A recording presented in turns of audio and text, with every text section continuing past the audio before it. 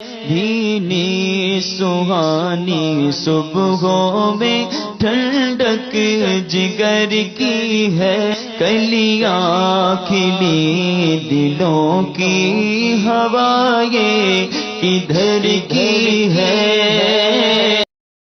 کریں گے تو بھی کوئی حرج والی بات نہیں۔ اور یہ جو قصے وغیرہ کے تعلق سے پوچھا آپ نے کہ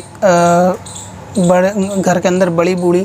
سلاتے وقت بچوں کو کچھ ایسی من گھڑت کہانیاں وغیرہ سناتی ہیں کہ جو ہوتی تو جھوٹی ہے، تو کیا اس طرح سے جھوٹ بولنے پر بھی گناہ ملے گا؟ اور بچوں کو اس قسم کے جیسے باہر نکلو گے تو بورے میں بابا پکڑ کے لے جائیں گے، گھر سے باہر جاؤ گے تو یہ پکڑ کے لے جائیں گے، اور اسی طرح چاند کے بارے میں اس طریقے سے کچھ ایسے من گھڑت بچوں کو سلانے کے لیے بہلانے کے لیے کہانیاں بنائی جاتی ہیں، تو اس کی سنانے پر کیا جھوٹ کا الزام لگے گا یا نہیں؟ تو اصل میں اس قسم کی باتیں یعنی ایسے قصے کہانیاں جو عجیب و غریب قصے کہانیاں آپ ان کو کہہ لیں کہ جن کا جھوٹا ہونا یقینی نہ ہو، اس کو سنانا جائز ہوتا ہے۔ پہلی چیز کہ جس کا جھوٹا ہونا یقینی نہ ہو۔ مثال کے طور پہ کوئی ایسا واقعہ کسی نے بیان کیا کہ جو اصل میں لگتا تو نہیں کہ ایسا ہو سکتا ہے لیکن ناممکن بھی نہیں ہے، تو اس قسم کی بات پر بھی اعتبار جو ہے نا کیا جا سکتا ہے، جبکہ اس کے کوئی خلاف معاملہ موجود نہ ہو سنانے والے کے۔ تو ایسا قصہ کہانی کہ جس کا جھوٹا ہونا یقینی نہ ہو،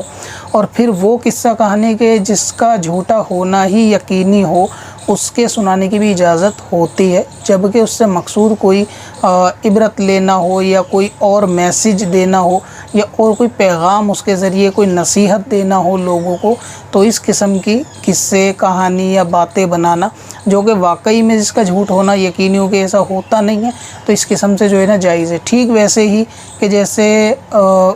پرانی کتابوں میں بزرگان دین کی اس قسم کے واقعے یا چھوٹی چھوٹی قصے کہانیاں لکھے ہوئے ہوتے ہیں لوگوں کے عبرت کے لیے، ان کو سمجھانے کے لیے۔ ایک ایگزامپل کے طور پہ جیسے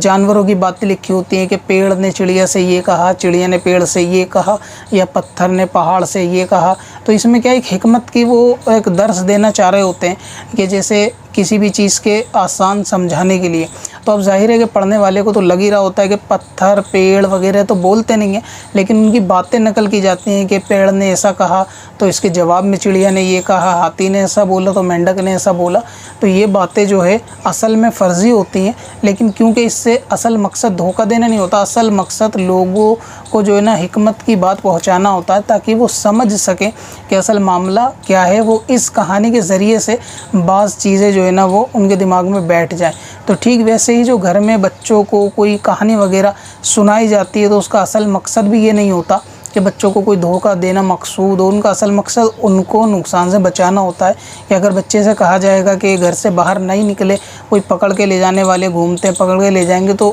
موجودہ دور میں تو بات بھی صحیح ہے کہ ایسے لوگ گھومتے ہیں کہ جو واقعی لے جائیں گے، لیکن یہاں اصل بچے کو باہر نکلنے سے روکنا ہے کہ باہر اکیلا اس کا نکل کے جانا یا اس کا ایک دو بار نکل جانا، اور اس کو نہ روکنا، اس کا حوصلہ بڑھ جائے گا۔ اب بہت بچے ایسے ہوتے ہیں کہ گیٹ کھلے ہوتے ہیں تو گھٹنوں کے بل چلتے ہوئے پہنچ جاتے ہیں اور دروازے کراس کرتے ہیں، تو ان کو جو ہے نا باہر سڑک پر نکلنے پہ کسی چیز کا ڈر کا کوئی اندیشہ خوف نہیں ہوتا، تو اس لیے ان کو ڈرانے کے لیے اس قسم کی باتیں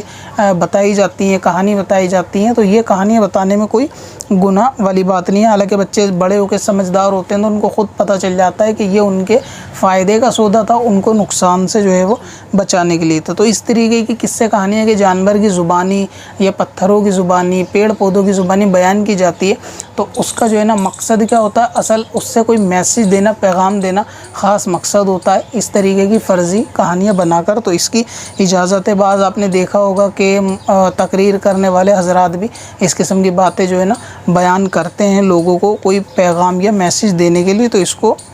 دیا جا سکتا ہے، یعنی بیان کیا جا سکتا ہے، تو اس پہ کوئی جھوٹ کا اطلاق بھی نہیں ہوگا اور جھوٹ کا کوئی گناہ بھی نہیں ہوگا۔